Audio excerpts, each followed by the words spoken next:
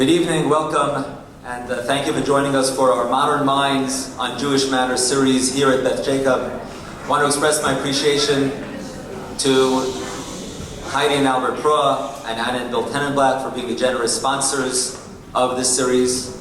And thank you to all of you for taking advantage of it and joining us. Tonight we're in for a treat. I believe it promises to be a fascinating evening because we're honored to have with us Myron Sugarman, who has an extraordinary life story. He's going to share it with you. I'm really looking forward to hearing it and learning the lessons from his life's experiences. He has children, grandchildren. One of his children is a rabbi actually in Florida who I know, who's doing great work for Klal Yisrael. Myron is an author. He speaks at many different shuls, at different venues, sharing his story. And we're so honored to have Myron Sugarman, the last Jewish gangster, to share his incredible story with us. Thank you, Myron, for being here.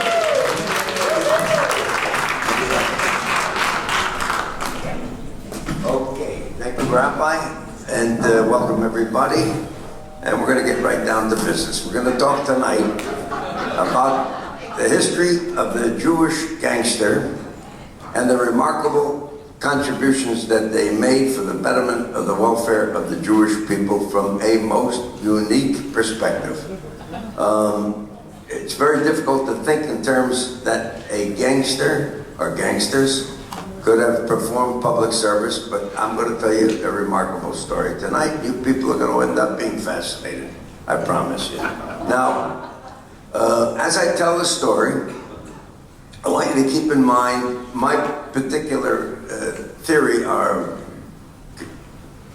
observation, conclusion, and that is if a Jewish patriot that was born or raised in Palestine, pre-state Israel, if he had been born or raised in New York or the United States or so, he might very well have been a gangster, and by the same token, the gangster that was born and raised in the United States, had he been born in pre-state Israel, he might very well have been a patriot, because the mindset of a patriot and a gangster of that era is one and the same. They're the same mentality, for example, that evolved from the massacres in Kishinev in 1903. You had a response to it by Jabotinsky, who was the founding father of the revisionist Zionist movement, and it was the formation of a mentality that hadn't been seen in 2,000 years, the destruction of the mentality of the ghetto. So having said what I just got done saying, we're now going to talk about the genesis, the beginning of this whole gangster world. So in the turn of the 20th century, we, of course, everybody knows, we had large immigration of Jews coming from Eastern Europe, escaping from the Tsar, from Romania, and from all parts of Poland in which there was brutal anti-Semitism, or there was conscription, and Jews ran and came to the United States looking for a better opportunity, any opportunity. And so this place was known as the Golden Medina, the Golden State, but in reality it was, at the turn of the 20th century, it was anything but the Golden Medina in terms of the Jews that moved in, came here and settled within the neighborhoods of the large cities of the United States and formed the modern ghetto. Now, in the ghetto, or the neighborhoods that we're talking about, whether it was the Third Ward of Newark, whether it was the Maxwell Street in Chicago, Brownsville in Brooklyn, the Lower East Side, New York, it was a question of a Darwinian existence because the economics were difficult and it was dog eat dog. So this produced a very interesting new kind of a Jew that understood that he had to fight in order to be able to survive. My frame of reference is the city of Newark, New Jersey. If you're from Newark, New Jersey, you're going to know the name Abner Longy Zwillman. How many of you people here recognize that name? Could I see a show of hands? There you go. One hand came up. Another one over there. And where's Gene? Gene, where are you? Right here. So for God's sakes, why the hell don't you raise your hand? Now, as you had Longing's moment, and I'm going to tell you a little bit about him because it's very interesting. He was on, all right, let me interrupt at this point, ask how many people do not recognize the name of Meyer Lansky. Please raise your hand. Okay, so there are no hands raised on, but it's very interesting because the leadership of organized crime amongst the Jews was two people. Benny Siegel, yes. Doc Stature, yes, with another name that you wouldn't recognize. But Longing's woman and Meyer Lansky were on the equal level as far as leadership amongst the Jewish underworld. He was a tall, good-looking guy. And how he got the name Longy, the nickname Longy, is because when the kids from other neighborhoods, Italians and Irish, would come into the Third Ward in Newark on Prince Street and beat up on the pushcart peddlers and the store owners and tried to extort from them and beat them up and take money and so forth. The old Jews would scream for the young kids from the neighborhood to protect them. And the scream that went out was, Rift for the Langer. And for you people that don't understand Yiddish, Rift for the Langer means call the tall guy. So Longy, Abe Zwillman, was tall. And so from the name Langer comes the name Longy. And that name stayed with him his entire life. He waxed very wealthy during the period of Prohibition. He financed your movies in Hollywood. And he had a very famous love affair with Jean Harlow. So with that in mind, let me continue a little bit further. You had gangs. These kids formed gangs. Before they were gangsters, they were members of gangs. A lot of them, by the way, very interesting, a lot of these kids went into prize fighting.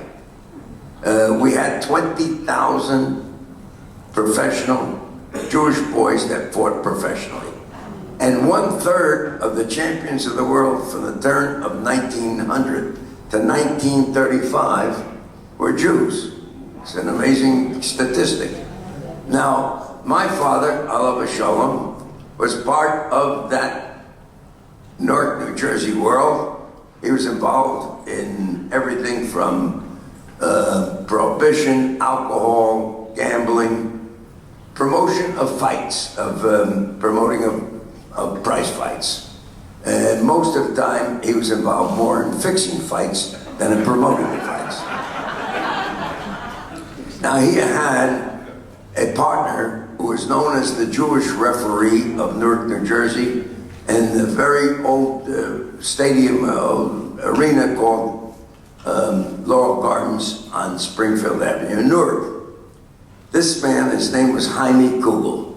And I think that, you'll enjoy what I'm going to tell you now. Jaime Kugel suffered no objectivity when a Jewish boy was fighting. So one night, and by the way, a lot of these kids changed their names so that the parents would not know that they were prize fighting. So one night there was a kid by the name of Greenberg fighting, and Greenberg got knocked down in the first round. And Jaime Kugel walked over to him to give what was known as the Jewish count. And the Jewish count went something like this. 1, 1 1/4.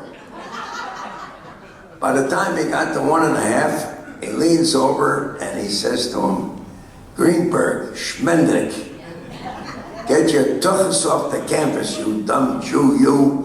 Don't you see? Afzaluchas, on purpose. I'm giving you a deliberate, slow count. Now, get up, you dumb Jew, you. Greenberg looks up at him, he says, what's this Jew business all about? My father's Italian and my mother's Irish. Jaime Kugel says, no shit, 7, 8, 9, 10, you're out. So you had a lot of guys that went into prize fighting, and a lot of the fellas went into, where they were thugs and gangsters. Now, let's move on now to the next phase of history, and that is an opportunity was afforded by a law called the Volstead Act, which became an amendment to the Constitution, which stated that the manufacturing and distribution of alcohol products is illegal. How many of you people here, of course, heard of Hahnel Rothstein?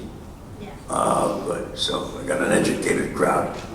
You look like a bunch of dummies, but I changed my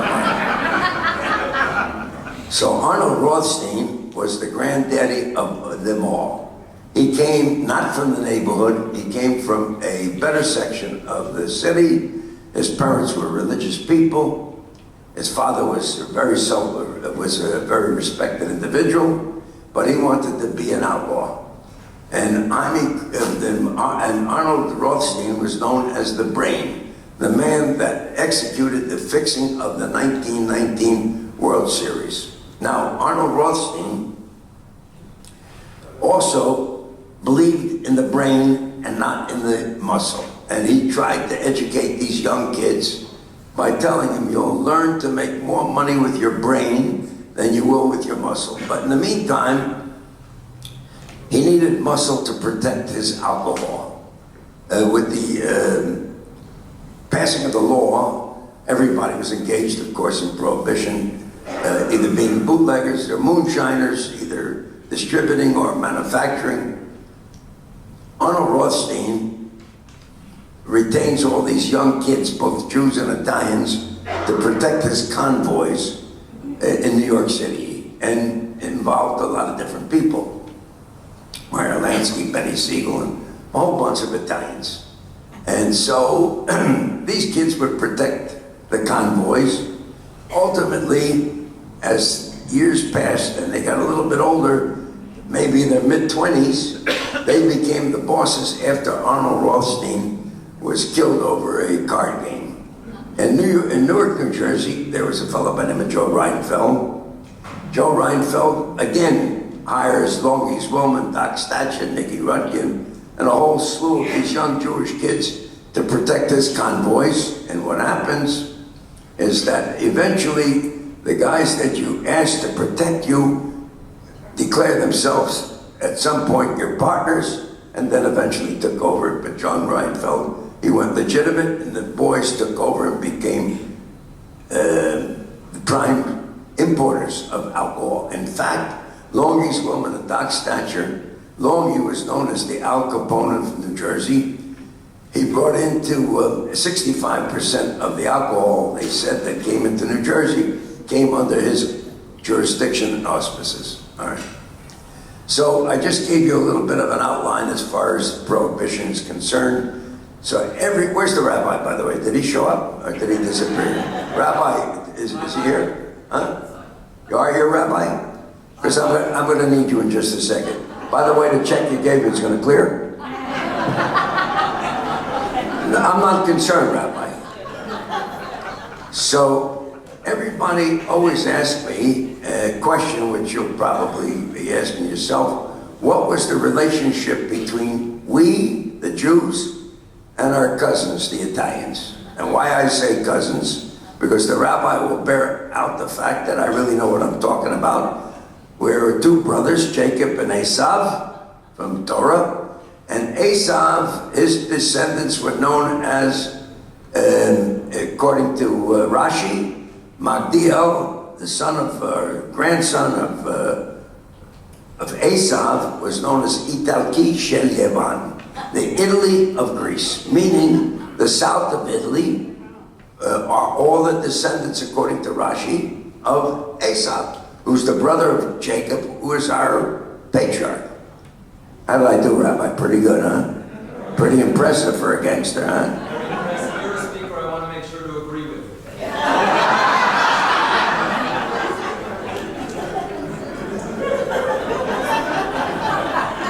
You're pretty good yourself, Rabbi. So now, let me tell you about the Italians. The original Italian bosses were known as the Black Hand, El Mano Nero.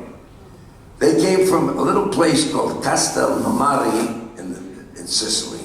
all right, the Gulf of Sicily, all the way in the southern part. And the one was known as Joe the Boss Masseria, and the other one was known as Salvatore Maranzano. They competed with one another for control over the city of New York, Prohibition. They were xenophobic. Can everybody hear me? Yes. Okay. They were xenophobic, and they didn't trust anybody that didn't come from Sicily, and the closer that you came from the village that they came from, that was even more, that was more to their comfort level. They didn't like even doing business with Italians from Apulia, from Bari, from Napoli. They were, but certainly they accommodated them, but in the final circumstances, doing business with Jews, forget about it. We don't do business with those people.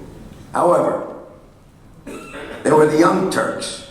The Young Turks created a revolution, and they said, no, we're not going to be under the domination of these dinosaurs. What we're going to do is we're going to form our own group. And sure enough, you had these young Italian kids that and aspired to better things because they were of the new American mentality.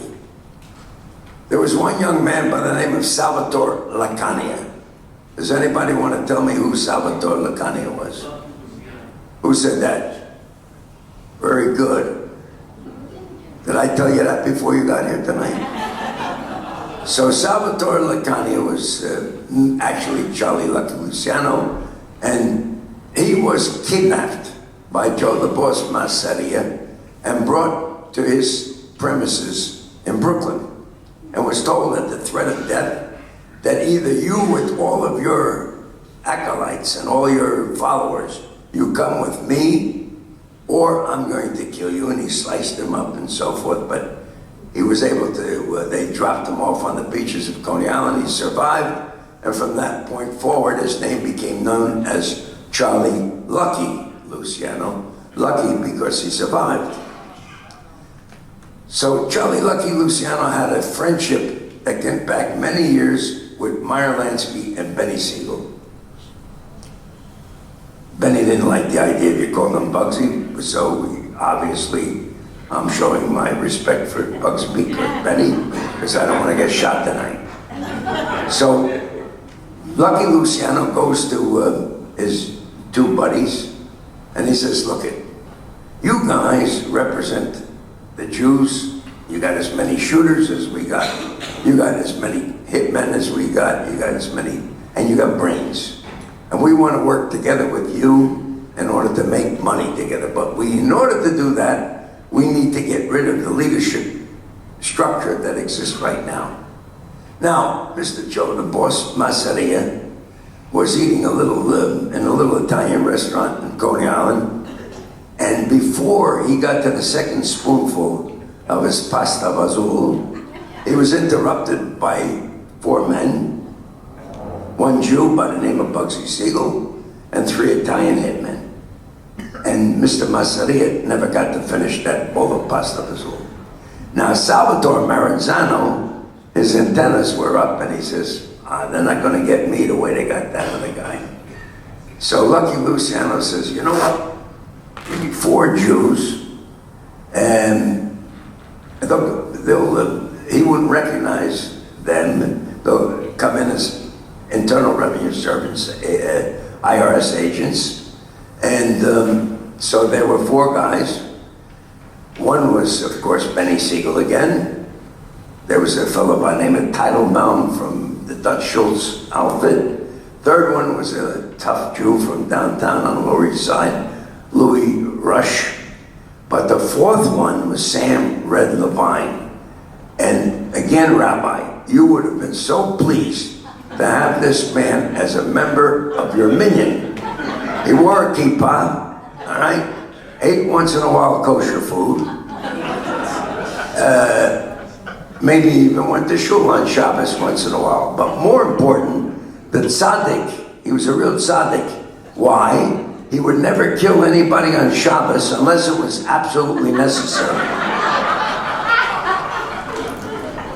So with the elimination of the two bosses, you now had the formation of the new syndicate, and it included Meyer Lansky and Bugsy Siegel and Longy Swillman and Doc Statcher and Lefty Buchalter and Jake Shapiro and even Dutch Schultz. There were Jews, by the way. Dutch Schultz was a Jew. His original name was Arthur Flegenheimer. He was a German Jew, but he fell out of favor with everybody, and he had converted to Catholicism. And he died a Catholic in Chabzendred. So, now I finished and concluded by telling you that you had the formation of the new crime syndicate. But 1929, want to fix that, young man?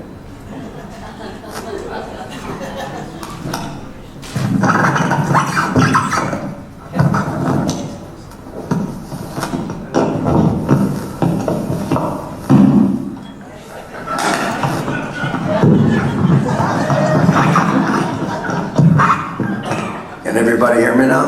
Yes. So why the hell didn't you give me the good one in the first place? Nice kid. ¿Cómo estás, hijo? Bien?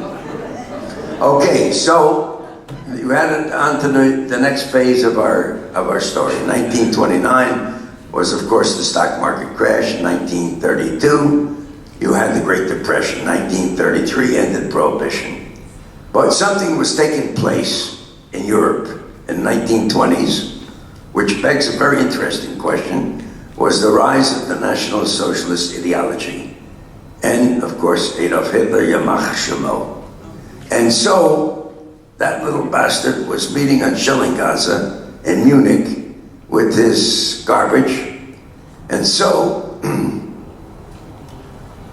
the spread of that Nazi movement comes to the shores of the United States of America.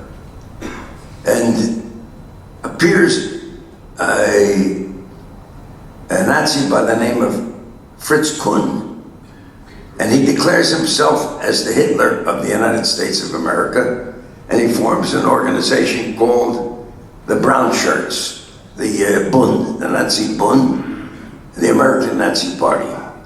They dressed in brown shirts, they wore uniforms, and sure enough, they rally and they go to the beer gardens.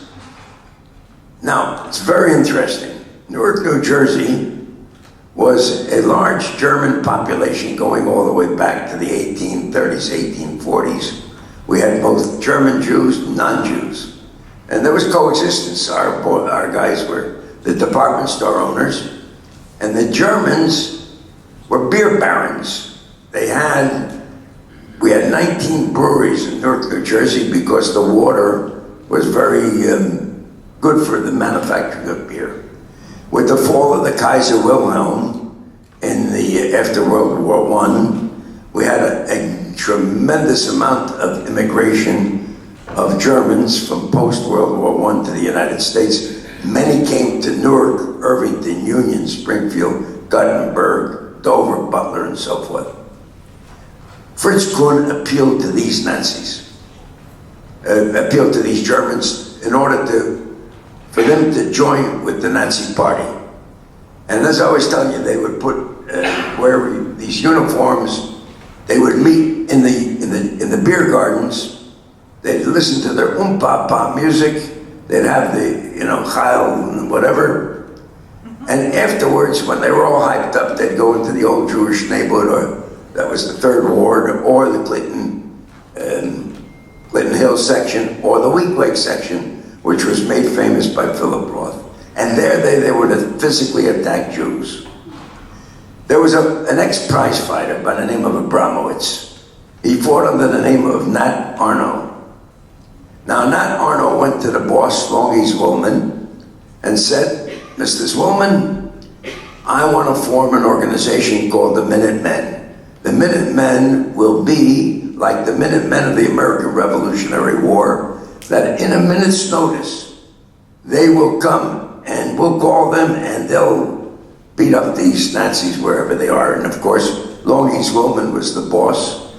We had, as a matter of fact, he handpicked the Jewish mayor of Newark, New Jersey, Meyer Lansky. We had the judges, we had the police department, we had the cops, we had everything. So what would happen is that when the Nazis were having their meetings, either in Schwaben Hall or on Springfield Avenue, our guys would get a phone call, and they're sitting in a club, in a bar, hangout, a candy store, and they were told, jump in your car, God, bring your stink bombs, bring your baseball bats, your monkey wrenches, and your brass knuckles. And sure enough, our guys were very effective, would go up, throw stink bombs through the window, and as the Nazis came out, our guys were there to beat the hell out of them. Now, this is all documented in a book called The Nazis in Newark, written by a very dear friend of mine, Warren Grover, who did a tremendous job of interviewing each and every one of the Minutemen to document it, to know exactly what took place. There was a judge in New York. His name was Nathan Perlman. And he says to him, Meyer, I need you to do the same thing in Yorkville, which was a large German community that's going on in Newark, with one caveat: I cannot have any homicides. So Meyer Lansky says, fine, I'll respond to it. No money. You can't pay me for it. I started the evening by telling you the mindset of a gangster and the mindset of a patriot. When Charlie Lucky Luciano heard that Meyer Lansky was putting together an organization to go beat up Nazis, Lucky Luciano says to Meyer Lansky, Meyer, I'll give you all the guys that you need to beat up these Nazis. Meyer Lansky says, Charlie Lucky, I'm grateful, it's a very generous offer, but this is a Jewish problem, and this is going to be resolved only by Jewish boys. And every Jewish kid participated, every kid that participated in beating up Nazis, Fritz Kuhn and everybody in Yorkville, they were Jews. So let me tell you about Minneapolis. We had gangsters in Minneapolis that took on an organization known as the Silver Shirts. The Silver Shirts was headed by William Dudley Pelly from Asheville, North Carolina. He had the same thought in mind as Fritz Kuhn, except his was silver shirts. But everybody was united for one purpose, whether you were silver shirts, brown shirts, whether you were the Black Legion or whether you were the Ku Klux Klan. It was hatred for Jews. It was rising anti-Semitism. And at that time in history, you had Charles Lindbergh, you had Henry Ford with the Dearborn Express, you had Father Coughlin, you had Joe Kennedy. You had many names that were absolute anti-Semites. So there was a rising tide of anti-Semitism. And in Minneapolis, our boys, Dave Berman, Yiddy Bloom, King Khan, Sam Turan, Herman Pastor, and many others took on the Silver Shirts in Minneapolis and St. Paul, Minnesota, beat the crap out of the Silver Shirts.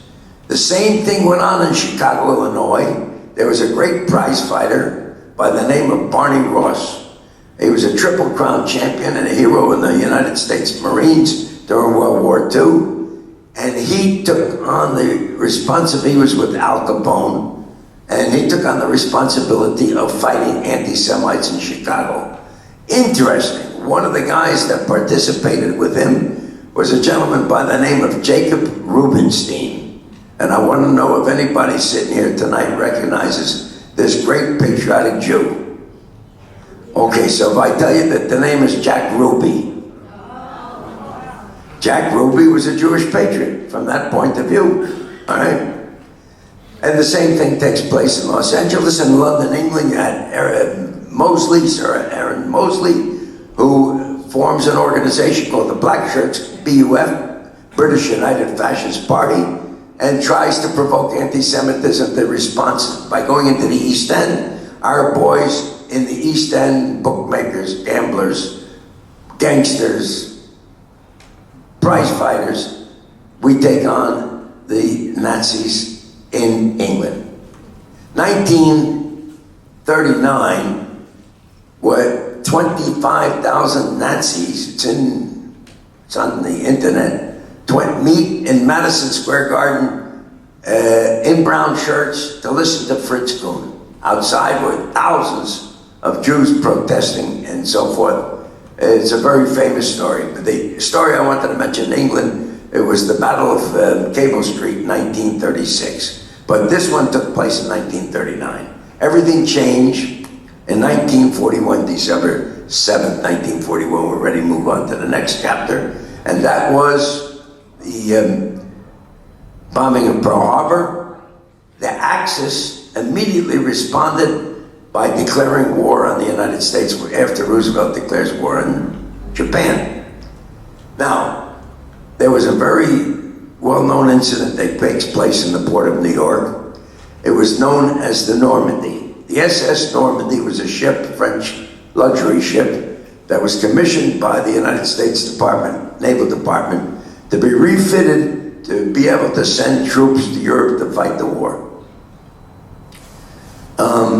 150 some odd American ships get sunk by the U-boats, by German U-boats, within 2 months after the start of the war, and the SS Normandy was blown up and sunk in the harbor of New York. Now this created a tremendous dilemma for the United States government, particularly the Department of Navy. There was an officer, because nobody knew, it was never discovered, and to this day, really nobody knows who was responsible for blowing up the Normandy. But obviously there was a concern for sabotage and espionage. So there was an officer, a naval officer by the name of Charles Heffernan, and he reaches out for the lawyer for the mob, Moses Polikoff, and says, I need to make and have a meeting with Meyer Lansky. Mr. Lansky was contacted and he says, yes, of course, I'll be glad to meet with Officer Heffernan. Heffernan says to him at the meeting, I need the longshoremen to cooperate with us. We have two ethnic groups that are the longshoremen, one the Italians and the other the Irish. Now, we're concerned because of what happened with the Normandy, and we figured that the Italians might possibly be pro-Mussolini, and we're figuring the Irish might possibly be anti-British, and we're not getting any cooperation. On the contrary, Meyer Lansky makes a deal.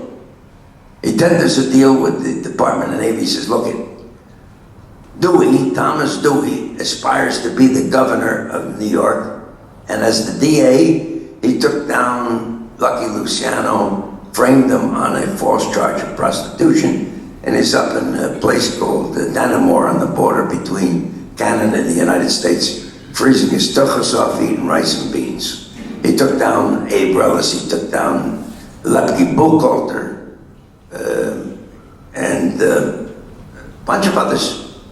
And he wanted to make his name as a crime buster. He said, but you really want control over the longshoremen, you make a deal, bring Mr. Luciano closer to New York, let him get his lobster fra diavolo, let him eat shrimp marinara, let him osso buco, let him eat good stuff, and treat him well, and you'll get a patriot. And sure enough, the order went out, they brought him down, and the order went out, and not only the longshoremen, by the way, the longshoremen were under the control of Lucky Luciano, and he says, everybody from now on, we are patriots, including every barmaid, every saloon keeper.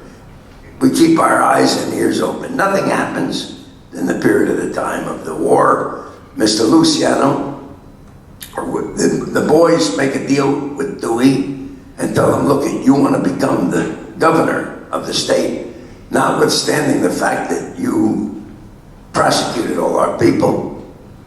What we're going to do is we're going to throw our support behind you on the condition that you give Mr. Luciano a governor's pardon. The deal was worked out, but Dewey says, under one condition, I'll give that, and that is Mr. Luciano may not remain in the United States. He has to be deported immediately and go back to Sicily. Meyer Lansky ends up without Lucky Luciano, but you had new powers to be that come in. Lucky Luciano tried to come back to the United States via Cuba, but he was stopped by the United States government that told Mr. Batista, you ship this guy back to Sicily. We're now ready, people, to move into the fourth and final phase of this incredible speech that I'm giving tonight. Nobody ever accused me of being modest.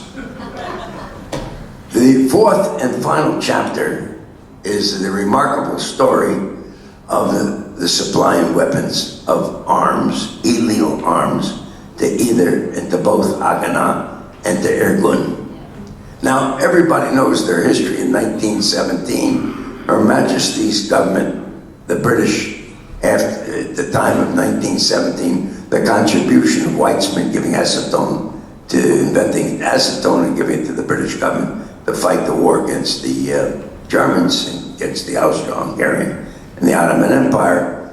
Her Majesty's government, Lord Balfour, Foreign Minister, says, Her Majesty's government looks upon with favor the establishment of a Jewish state in the land of Palestine. And then, of course, after the British participate in defeating the Kaiser Wilhelm, the Austro-Hungarian, and the Ottoman Empire, a mandate is given by the League of Nations to Britain that you are mandated over that territory. Now, in all those years from 1917 going forward, the British did everything within their power not to help create the Jewish state, and did everything within their power not to create it. And in fact, they were bastards. Now, you had three underground armies. One was Haganah, which of course everybody knows was David Ben-Gurion. The other was Irgun, which was Menachem Begin. And the third was a splinter group known as the Stern Gang. The British made no secret about their contempt for both Irgun and Lehi, Lehi being Lochamai, Cherut Yisrael, freedom fighters for Israel. Of course, they were called terrorists and gangsters. And in order to ultimately get rid of the British, in order to be able to create and establish the state of Israel, we had to get rid of the mandate. Okay. David Ben-Gurion figured that he could work and negotiate a peace with the British. But when he saw that he failed, he sent several of his representatives to, he was the provisional head of Israel at that point, of Palestine, and he sends a couple of guys, Gideon Zislani and somebody else, to Yachni, and sends them to the United States and says, look, I need you to go to these so-called legitimate Jewish organizations. We need weapons and arms and money. Now, Harry Truman recognized the state, recognized immediately after Ben-Gurion declared the state of Israel. But at the same time, he re-invokes, under pressure from the State Department, a law called the Neutrality Act, which stated that it was illegal to supply weapons and arms to Palestine, either to the Arabs or the Jews. And as we all know, the Arabs didn't need arms. They had arms and weapons from the British.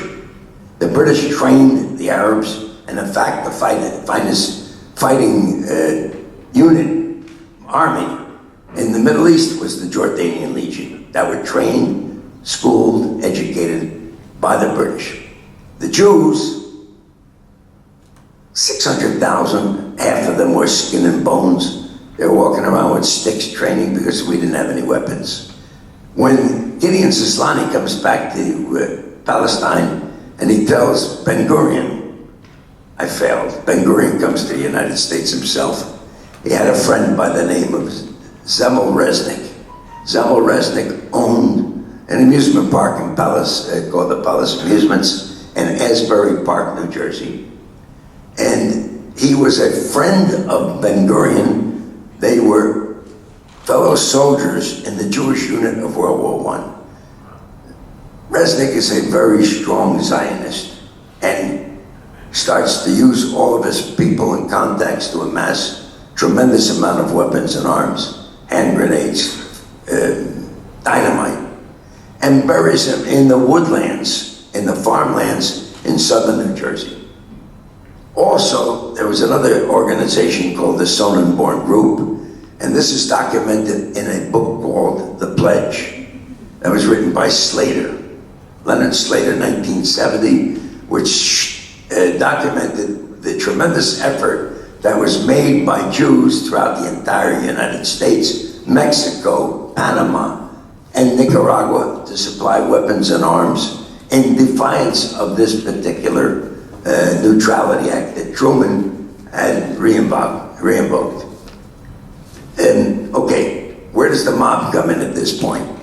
In order to be able to ship weapons and arms, the Zionists reach out for Mr. Sugarman and for Meyer Lansky and say to him, look it, we need to be able to ship contraband. We're going to ship under manifest bill of ladings.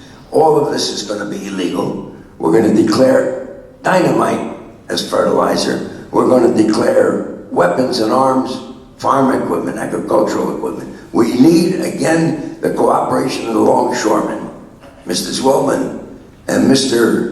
Sugarman and Mr. Lansky, they go to see Frank Costello, Albert Anastasia, who control the piers after Mr. Luciano went back to Italy, and they get full cooperation, and our Jews work the piers together with the longshoremen to load up all these weapons and arms that to be shipped. Now, there was a massive effort that was made by Americans, by Jewish guys throughout the entire United States. There was a gangster from Chicago who was part of the Al Capone mob, and his name was I. Red Larner. He was a friend of Longhi's and a friend of Meyer Lansky's, and he ran the gambling in Panama. So a lot of these, through his connections with the Panamanian government, a lot of these weapons and arms were shipped under Panamanian flags. I can go into much more detail, but I want to keep this, I want to make a point. Here in Los Angeles, you had a very well-known gangster by the name of Mickey Cohen. I'm sure everybody remembers Mickey Cohen.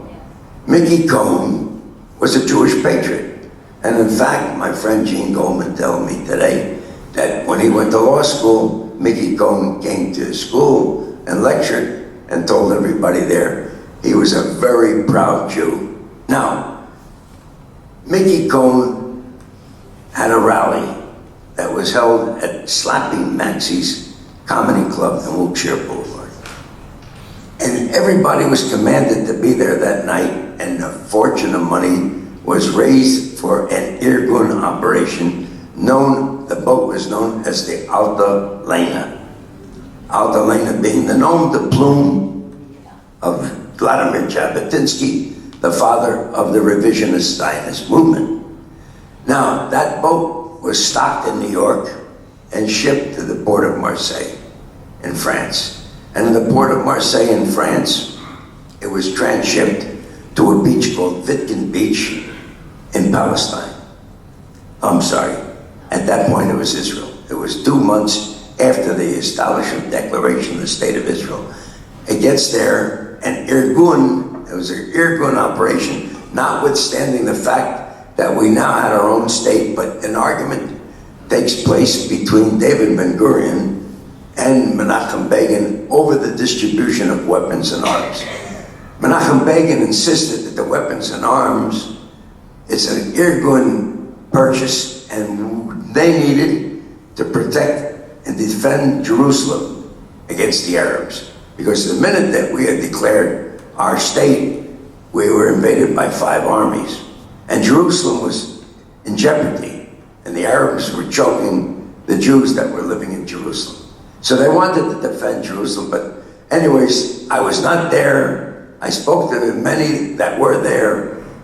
Unfortunately, a breakdown took place in communication. Ben-Gurion felt that in order to be able to make the state, there has to be one army called the Israel Defense Forces. Orders a young officer by the name of Yitzhak Rabin fire a rocket on that ship. The ship, unfortunately, was still stocked with plenty of weapons and arms. It blows up. And somebody mentioned 22, but there were, I understood, 17, 18, 19 Jewish boys died as a result of that explosion. The boys were able to get Menachem Begin to shore. He got to radio that night, and he sent a message to all Irgun, there should be no revenge, because Jews do not kill Jews. Okay. I started the evening by telling you that there's a connection between the mindset of a gangster and the mindset of a patriot. Our boys, particularly Lehi and Irgun, we blew up railroad tracks. We robbed their banks, the British banks. We robbed their armories of all the weapons. We killed British officers. All this was done in the name of getting rid of the British so that we could get rid of the mandate. Ultimately, the British surrendered and they turned the matter over to the United Nations. The United Nations voted in favor of the establishment of the State of Israel, and the rest is all history. But Menachem Begin saved Israel that night by stating that there'll be no revenge. Otherwise, there would have been civil war. Okay. Let me tell you just 3 little stories, and then I'm going to open the floor to questions and answers. Now, there were 2 Sephardi boys from Lebanon. One was the name Eliyahu Batsuri, and the other was Eliyahu Hacham. These were 2 boys that belonged to Lehi. They belonged to FFI, Freedom Fighters for Israel. And at that time, there was no longer Yair Stern. It was led by Yitzhak Shamir, who eventually becomes the Prime Minister of Israel.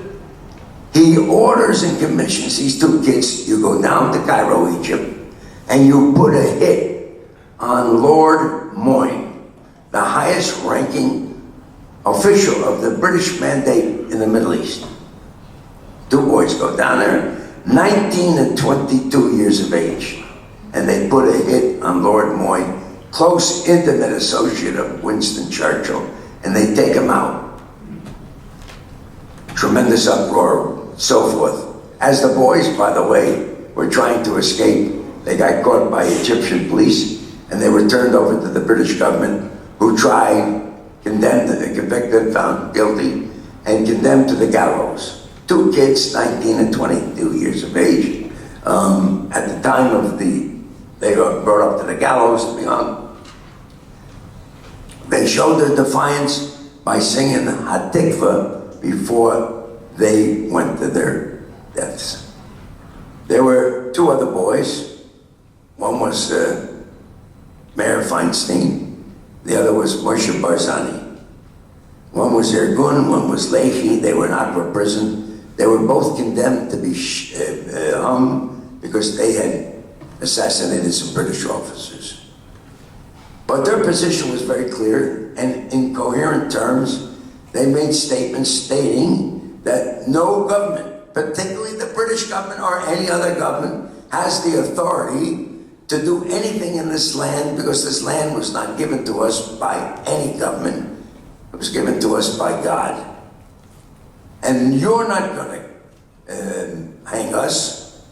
You don't have the authority, and you're never going to reach. It's never going to happen. What's the matter, Robin? You want to cut it short? Oh, you mean listen. I love you. Thank you, sir. You couldn't do a little bit better than just plain water. Thank you, sweetheart. So that night, the boys were able to bring in a crate of oranges, and in one of the oranges was concealed a hand grenade. And so, in defiance of the British government, these 2 boys stood stomach to stomach, pulled the plug, and killed themselves rather than allow the British government to do what they themselves did. Our boys killed Count Bernadette, the highest ranking official of the United Nations, all because there was definitely anti-Jewish, anti-Israel, anti-Semitic attitude as far as high officials of the British mandate of the United Nations. Our boys took them out. Now, of course, the rest of the world said, gangsters. But we were freedom fighters. We saw ourselves as freedom fighters.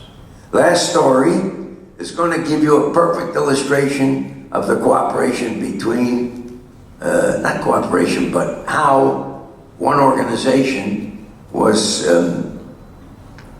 serving both the Israeli government and serving the mob. There was a fellow by the name of Tibor Rosenbaum. He was a hero in the Budapest occupation.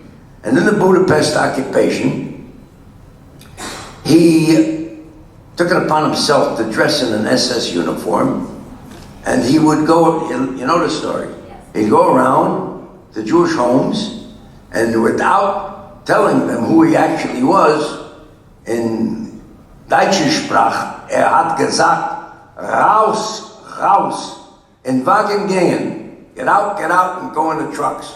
And the Jews thought, oh my God, I'm going in the trucks to go to the trains.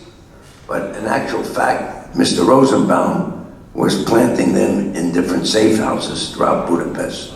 He was a hero. After the war, he went to Geneva, Switzerland, and opens up a bank. And the name of that bank was the International Banque du Crédit in Geneva. And his manager was his brother-in-law, Sylvain Fetterman. Now, that bank was used by Mossad in order to launder funds when they needed to have a neutral bank in Switzerland to buy weapons and arms from nations that would not sell weapons and arms to the Jews. And it was very successful. Then at the same time, let me tell you the other side of the coin. Do you people know what a rake-off is from Las Vegas? It means the money that was collected that was not declared for the benefit of the United States government. It was for the benefit of the mob bosses. That money was sent from Las Vegas to Miami. Mr. Lansky's organization would package up that money, and with different numbered accounts, Mr. Fetterman, the brother-in-law of Tibor Rosenbaum, would come to the United States on a Swiss Air flight. Suitcases of money were put on board and taken to Geneva, Switzerland, where the money was banked for the different gangsters, different and so forth. So that same bank was used for Mossad purposes, and it was the bank that was used for the so-called mob. So people, I've concluded my speech. You're not ready to clap. I know you're all excited. Just hang on to the applause. We're now going to go to questions and answers. Yes, sir, all in the back. Which New York family controlled the Philadelphia family? What's the what, son? What New York family controlled the Philadelphia mob? Probably Gambino controls, as you know, if let's say, for example, you're talking about Scarfo, Bruno, if they have a need for a sit down and so forth, they would go to the Gambino family. But what's your reason for asking that question, son? Curiosity. Huh? Curiosity. You what? Curiosity. Curious. Curious, okay. I hope I satisfied your curiosity. Okay, next question? Yes, sir. Wasn't Meyer Lansky refused entry to Israel, or he was sent back? Oh, so this young lady is asking why Meyer Lansky was not allowed to stay in Israel. So I knew Mr. Lansky. I spent an entire Shabbos with him in September of 1970. My father's original partner in the jukebox and gaming business was somebody by the name of Joseph Doc Stacher, who had made a deal with Robert Kennedy to accept permanent exile from the United States. He lived at the old Sheraton Hotel in Tel Aviv. And one day he said to me on a Friday, Schmendrick, sein du. You'll be here tomorrow for Shabbat lunch, for Shabbos lunch. And young kid, I was 32 years of age. I'm sitting there, chair empty next to me. Who walks in? Meyer Lansky. Sits down, very nice, knew your father. And he tells me, he says, listen, son, when you start to see your name in the newspapers, run. Life. So that afternoon, we spent an entire afternoon talking, but really his main reason and Doc Statcher's main reason for wanting to talk to me was because they were concerned for an Italian by the name of Gerard Cattina, who is now the man who controlled the rake-off as far as Vegas was concerned. But to get into your question, Meyer Lansky had every right to remain in Israel under law of return. Jewish man, Jewish law. However, the United States government, Nixon, Mitchell government, put inordinate pressure on Golda Meir and said to her, is one Jew worth $3 billion of aid and support? We want this Jew back in the United States, because he took off knowing, being told by the FBI, by somebody within the government, that he was going to be indicted. That's the reason he ran away, and he was stuck in the indictment for tax evasion. Mr. Lansky's case was not settled judiciously. It was settled by the Supreme Court of the Israel politically. And the deal was, you cannot remain in in Israel. Your visa has been withdrawn. Mr. Lansky tried to make a deal with Argentina. The plane landed in Buenos Aires. The message came forward that under no circumstances allowed that guy, that Jew, off the plane, sent him home, and sure enough, he came home after 2 cases, 2 trials. The witness that the government used was a fat guy called Vinny Terracino, and he said that I gave Meyer Lansky $50,000 comp money for the Colony Club in London, England, but he had the wrong date, and ultimately the government dropped the charges against him. He died and lived a very difficult, complicated life, and in probability, he didn't have any money of any sorts when he died. Yes, sir. Oh, okay. Anybody else? Yes, sir. Are you familiar with the history of Am I familiar with what? the history of the Purple King of Detroit? So the history of the Purple King of Detroit, Bernstein brothers. You had Bernstein brothers. That was a vicious organization, extremely vicious. Ultimately, to make a long story short, they were all eliminated by the Italians. But while they were in power, they were the ones, together with the little Jewish Navy, that used to bring alcohol in during Prohibition in the Great Lakes and deliver it to Al Capone in Chicago. Next, anybody else have a question? All right. That's still, I satisfied everybody's curiosity. Okay. Yes, sir. Was Irwin Malasky really involved with, Was who? Irwin Malasky, who owned the Casa? He was involved apparently with Bernie, with Bugsy Siegel and Howard Rowan. Do you know those names? And the name was what? Irwin Malasky. You ever heard that name? I vaguely, but I really don't, I can't give you any specific information. I'm going to tell you one story which generally everybody wants to know. Did the mob have anything to do with the assassination of Kennedy? Anybody want to hear that story? So, very interesting. Joe Kennedy wanted his son to become president. And so, the nicest thing you could ever have said about Joe Kennedy is that he hated the Italians more than he hated the Jews. And that's the nicest that you could say about the man. And he wouldn't want to reach out directly to the Italians that he was doing business with during Prohibition. And so he reached out for his son-in-law by the name of Peter Lawford. Peter Lawford was married to Kennedy's daughter and told him, listen, that skinny little guinea, Frank Sinatra, we need his cooperation. We need the votes in Cook County, Chicago, and we need West Virginia. in order for my son to be president of the United States. Go to the mob, tell him to go to his mob friends and make sure that Kennedy gets elected.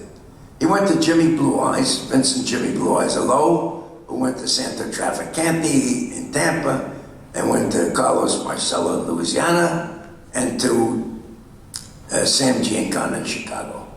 And they made an agreement that we're gonna help this guy, because if we help him, we're gonna own the White House.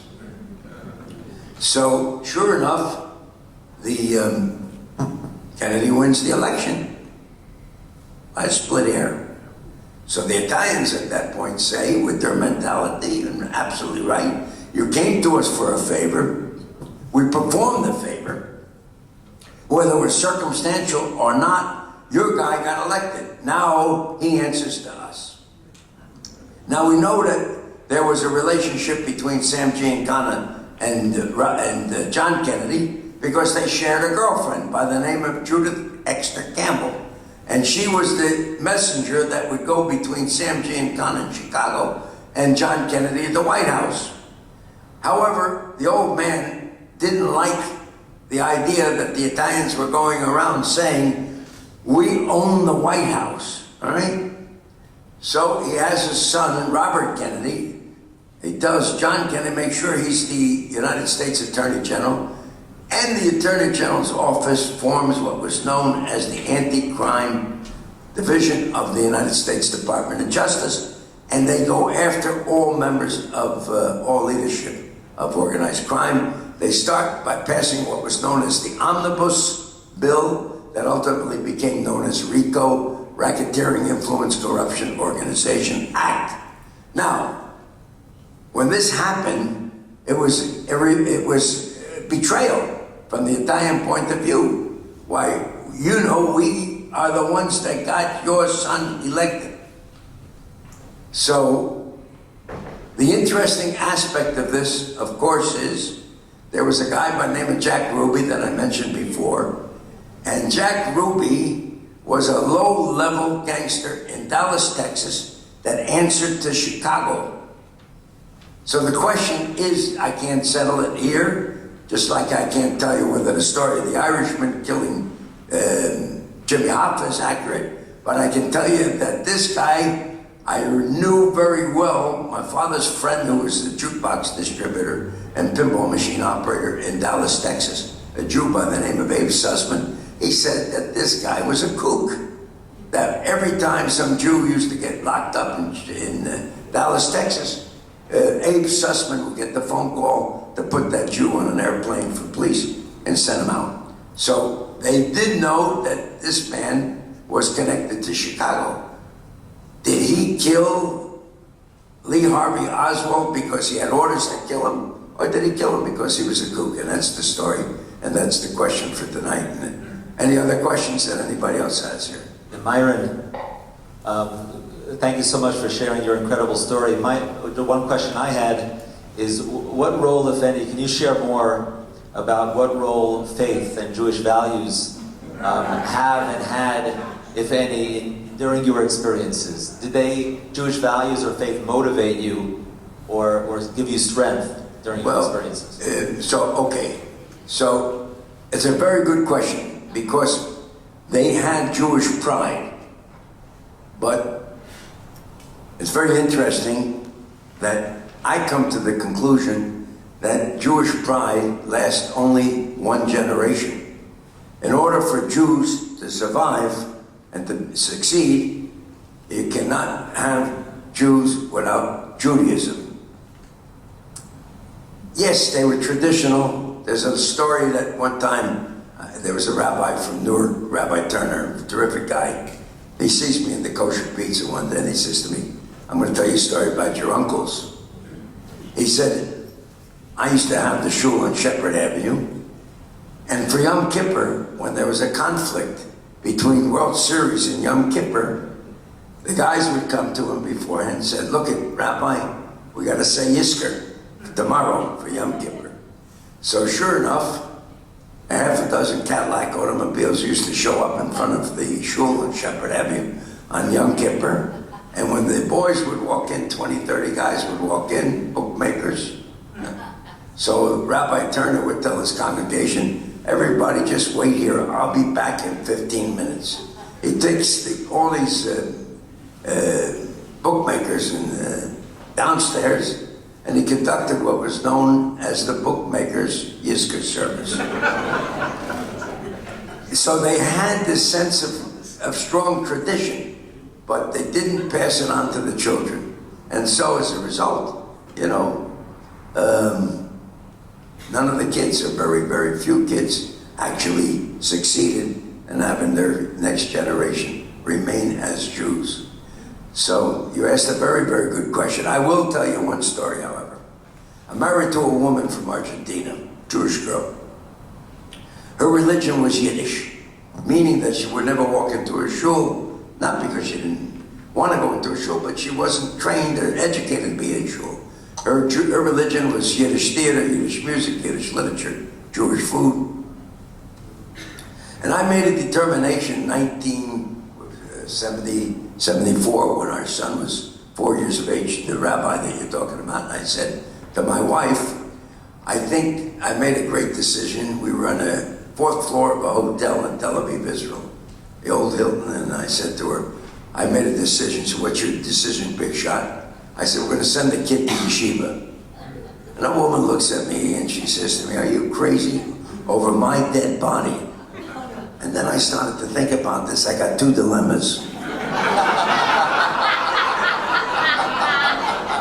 I said, first of all, the mob is running out of space where to bury bodies. But secondly, I'm really going to miss you. You make kugel, you make chulent, you make gestopte Hausel. So I held her outside the window of the hotel for about an hour and a half.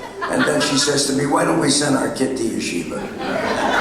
So today, that young man is the rabbi at 50 years of age, and he teaches the Daf Yomi. He's a major, major scholar. But before that, his training was, he worked at my premises, and his job was to fix the slot machines so that the jackpots never paid off. And that's it. Any other questions, Rabbi?